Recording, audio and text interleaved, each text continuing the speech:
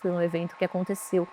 no Rio de Janeiro, foi uma exposição internacional. O que me chamou bastante atenção foi, primeiro, que existia um intuito arquitetônico nesse evento, porém, existia um diálogo entre a construção arquitetônica desse âmbito e também as produções artísticas que foram apresentadas, algumas dentro da exposição e outras em outros, espaços, não só dentro da exposição internacional, mas também em teatros importantes da cidade.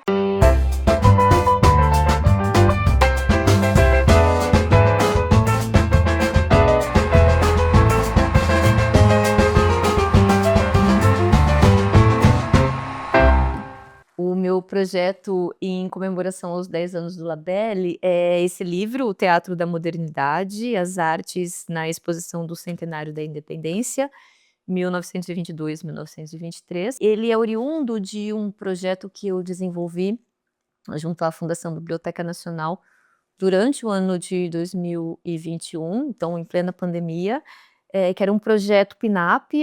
de auxílio aos jovens, pesquisadores doutores, voltado a várias temáticas, assim, específicas e algumas temáticas abertas, mas eu dediquei a pesquisa aos 100 anos desse evento que foi muito importante, que foi o evento da exposição que foi a exposição do Centenário da Independência, que foi um evento que aconteceu no Rio de Janeiro, foi uma exposição internacional, então que ela entra em diálogo com as exposições internacionais que aconteceram ao redor do mundo a partir do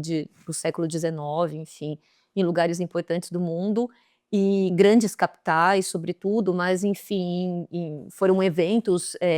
que destacaram os países dos quais, eles fizeram parte. E o Rio de Janeiro, ele procurava entrar nesse concerto mundial e inserir o Brasil nesse concerto mundial ao organizar essa primeira exposição, que a princípio seria uma exposição nacional e depois, com aceitação de convite de outros, países, se transformou na Exposição Internacional do Centenário, que foi um evento que teve um papel simbólico importante, teve um papel, que fez uma alteração física importante na cidade do Rio de Janeiro, levando em consideração que foi demolido um morro para ser levantado o espaço onde foi construída a exposição. Então, o Morro do Castelo, que se situava onde hoje, atrás da Biblioteca Nacional, né, ele foi posto abaixo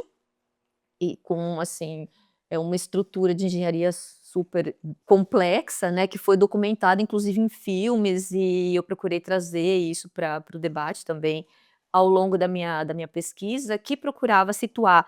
o papel das artes, né, como na construção desse imaginário da exposição, mas que dialogava também com o âmbito arquitetural e com outras produções, assim, de outros âmbitos. Então, houve essa demolição do Morro do Castelo e foi construído esse espaço, que procurava, mimetizar as outras exposições. Então, ao longo desse evento acontecem, como o meu foco foi especificamente o âmbito artístico, né, o que me chamou bastante atenção foi, primeiro, que existia um intuito arquitetônico nesse evento, que era de trazer o âmbito colonial,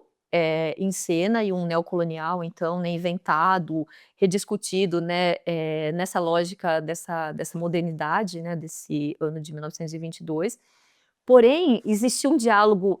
entre a construção arquitetônica desse âmbito e também as produções artísticas que foram apresentadas, algumas dentro da exposição e outras em outros, espaços, não só dentro da exposição internacional, mas também em teatros importantes da cidade. E o teatro, que tinha fomento da municipalidade, que é o Teatro Municipal do Rio de Janeiro, ele apresentou na abertura da exposição,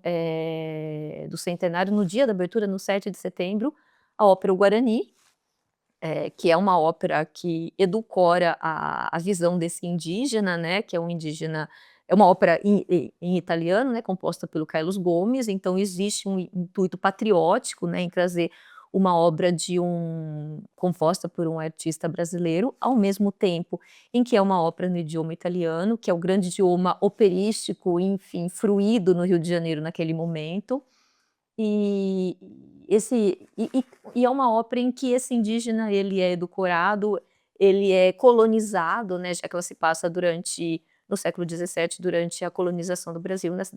no estado do Rio de Janeiro. Acontecem coisas muito importantes nesse momento e uma delas é que a primeira exibição radiofônica que acontece no Brasil acontece nesse momento, quando a ópera ela é repercutida no ela é apresentada no palco do Teatro Municipal, mas ela é repercutida também no espaço da Exposição Internacional e na cidade de Niterói, que era a capital do Rio de Janeiro naquele momento. Isso que me marcou quando eu fui levantar esse material para poder fazer a pesquisa, e meu intuito era tentar entender de que forma que as produções artísticas elas encampam esse ideário da exposição do centenário, ou que elas caminham a contrapelo disso, assim, né, discutindo, né, ironizando. E ao longo desse meu trabalho, enfim, eu reuni um material e produzi um material especificamente para esse livro, que é organizado em 3 capítulos. Eu procurei, no primeiro deles, trabalhar, um pouco dessas produções anteriores que provocaram, né, assim, ou essas produções anteriores que, para tentar entender de que forma que esse ideário foi sendo construído, né, até que esse evento acontece. Então um pesquisador, um intelectual que foi muito importante para o meu trabalho foi o Nicolau Shevchenko. Ele tem, um texto, incrível que chama Orfeu Estático na Metrópole, e que vai discutir tanto do ponto de vista de São Paulo quanto do Rio de Janeiro, como que eh como que, assim, algumas produções culturais elas foram e ele não fala só de produções teatrais, mas ele vem, por exemplo, no âmbito do futebol e como que isso é importante para congregar as massas e para dar alguns sentidos comuns para esse grupo. E ele trabalha, por exemplo, ele traz como destaque uma obra que eu acabei percorrendo depois e pesquisando, que é o Contratador de Diamantes, que é um texto do Afonso Arinos, que o Arinos escreve e depois falece, acaba não conseguindo montar, mas que vai ser montado no Teatro Municipal de São Paulo em 1919, então alguns anos um pouco antes, né, alguns anos antes da exposição. É um trabalho que é feito, enfim, é uma peça teatral, que vai ter música do Francisco Braga, que é um músico importante do período, que também procura, assim, trazer essa sociedade, escravocrata e colonial, produtora né, que explora as pedras preciosas e os indivíduos que trabalham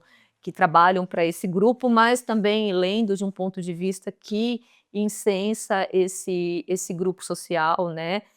também então tratando essa colônia como esse espaço que é recriado, né, nesse momento. Então, essa obra e depois, assim, essa obra ela vai ser transformada numa ópera que seria para ser apresentada pelo que a gente entende, assim, da produção escrita que circula nesse momento. Houve uma intenção dela ser apresentada em 1922, só que ela não é composta a tempo e é composta então uma ópera, O Contratador de Diamantes, e exibida em 1924 apenas, não então durante esse evento. Então, assim, acontecem algumas produções culturais que me levaram a tentar entender o que provoca esse ideário e quais são os elementos que estão em voga, né, quando o intuito de organizar essas produções artísticas que seriam apresentadas na exposição, que dialogariam com ela, se coloca. Então, por um lado, a gente tem, essa produção e, assim, aí eu fiz, todo um texto introdutório que apresenta algumas dessas obras, tanto do ponto de vista operístico, quanto do ponto de vista teatral, musical também. E aí, os meus textos posteriores, que são mais 2 capítulos, eles vão sair do Teatro Municipal e vão entrar nesse um pouco contraponto que eu procurava estabelecer quando eu comecei esse projeto de pesquisa, que são, os teatros Trianon e Carlos Gomes, que são 2 teatros que, ao contrário do Teatro Municipal, que recebiam um fomento público, são teatros que não são patrocinados pela esfera pública, então que precisavam viver das próprias bilheterias, assim, para se sustentar. Então, que faziam produções que dialogavam com os interesses, sobretudo das plateias, né, assim. Tanto dessas plateias médias, e a gente está falando, a gente tem 2 teatros muito diferentes, a gente tem o Teatro Trianon, que era tocado, administrado pelo Leopoldo Frois, que é um grande ator, enfim, bastante conhecido na época, importante. que arregimentava um público importante desde a burguesia, assim, das camadas médias da população. E a gente tem um teatro que é o Carlos Gomes, que é um teatro que arregimentava tanto esse público quanto as classes mais populares. Então a gente está discutindo se eu estabelecer um contraponto entre o teatro municipal, que é o teatro que era frequentado pelas elites, pela elite econômica, o contraponto, acho que principal que eu posso dizer é o Teatro Carlos Gomes e o que acontece, enfim, nesses 2 teatros. No Trianon, nesse segundo capítulo, eu vou discutir sobre a temporada que o Leopoldo Frois apresenta, que é uma temporada composta por peças de comédias de costumes, que é o grande gênero teatral entre a comédia de costume e o vaudeville, são gêneros teatrais que desfrutam de grande interesse do público que frequentava os teatros. Então eu vou discutir sobre essas peças teatrais no segundo capítulo, de forma mais geral, e não só sobre isso, mas sobre as tardes sertanejas que a companhia do Leopoldo Frois organizava. E nesses eventos, eles são muito interessantes, porque eles traziam desde artistas que estavam circulando pela exposição, quanto outros artistas da cidade. Então, por exemplo, o Vicente Celestino, ele vai se apresentar, e outros artistas, importantes, especialmente do âmbito popular, aí a gente está falando de cantores, de música, que é o que a gente chama de música caipira, né, com cantores de moda de viola, alguns desses eventos eram chamados tardes regionais nordestinas, outros tardes regionais, sobretudo músicas do norte e do nordeste eram apresentadas por um grupo grande, de artistas. Então, para se ter uma ideia do que era apresentado, eu vou dar apenas, assim, alguns exemplos. Olha, na primeira tarde regional, uma das partes da tarde regional, tinha uma apresentação dos Turunas, que é um grupo, do Nordeste, que depois, se consolida com o nome de Turunas da Mauricéia, que é um grupo, assim, que a gente vai ver no final dos anos 20, que se apresenta muito, em rádios, a gente vê sempre os registros deles em shows em espetáculos de rádio. Então, os Turunas, eles apresentariam, por exemplo, o choro de saxofone Vão Pra Caxangá, as variações de saxofone e acompanhamento, e solos de cavaquinho. E, enfim, uma canção nortista e variações de saxofone e acompanhamento sob o tema Gavião,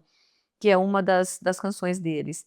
E, assim, outros artistas também, além de, por exemplo, do Viriato Correia, que era um dramaturgo importante na época, o Catulo da Paixão cearense, que também era um poeta, enfim, e folclorista muito importante da cidade, muito importante, enfim, que se apresentava na cidade, e brasileiro muito importante. Então a gente, tem esse contraponto por parte desses artistas, e ao mesmo tempo tem uma última peça de teatro que eu vou trabalhar, no último capítulo do livro, que é um vaudeville que se chama Surpresas da Exposição, que é do Gastão Tojeiro, também um dramaturgo super conhecido e muito admirado, então, essa peça acaba fazendo bastante sucesso, que é uma peça que faz um xiste com a exposição do centenário ao, por exemplo, fazer vários trocadilhos, ao colocar algumas cenas da exposição dentro da peça. A peça não se passa na exposição, a exposição não é encenada propriamente, mas a peça ela se passa num estabelecimento, num hotel, frequentado por uma gama grande de pessoas, desde gente, de alto poder aquisitivo a pessoas menos abastadas, em que vai acontecer um crime. Na verdade, o crime acontece fora e dentro do hotel ele repercute, mas a gente tem, por exemplo, dentro do hotel, personagens diferentes, como um lutador de boxe, que vai ensinar o métier para uns outros, frequentadores do local. A gente tem uma dupla de jazz band com um maestro de jazz band, um líder, né, como eles diziam, que era um negro, e a sua esposa branca. Isso é uma questão que é muito patente nesse texto, o modo, racista como essa questão é colocada, então é uma discussão que é incontornável. Como que essa questão ela era tratada de forma humorística e não era digna de questionamento. Então, isso é um elemento que, ao mesmo tempo que tem o jazz band, que é um símbolo da modernidade, como uma questão tão arcaica, ela é trazida sem que haja questionamento nenhum a respeito. E outros personagens, já que a gente está falando de um vaudeville que dialoga com a comédia de costumes quando a gente pensa na concepção de personagens que são planos, que são personagens que repercutem em várias esferas sociais. Então, assim, desde a mocinha casadoira e até o pai que tenta arrumar uma namorada e outros elementos típicos, a gente tem também alguns elementos que dialogam claramente com a exposição do centenário, e a gente tem a presença, isso é uma coisa patente, do rádio dentro dessa peça de teatro. O rádio tem um papel estranho, muito denotativo da visão que se tinha do rádio na época, né, que não se sabia exatamente qual que era o funcionamento, então ele, ao mesmo tempo que ele repercute várias programações que acontecem na cidade, aleatórias, como por exemplo, uma área da Carmen, que todas as pessoas assistem na sala no hall do hotel, uma área que está sendo apresentada no Teatro Municipal. E ela também vai ressoar umas cenas que acontecem dentro de um clube de amantes de teatro, por exemplo. Então, uma cena de um roubo de uma criança, por exemplo, que vai ser repercutida dentro desse local. Então, assim, são elementos interessantes que discutem com as potencialidades futuras do rádio e, ao mesmo tempo, que dialogam com esse elemento que estava entrando na sociedade. Então, ao longo desses 3 capítulos, que não esgotam de forma nenhuma o assunto, já que são um recorte dessa minha pesquisa, eu procurei trazer essa discussão que atravessa a exposição do centenário da independência pelo viés da produção artística, que é apresentada tanto dentro dela quanto fora, e tento estabelecer as relações entre elas.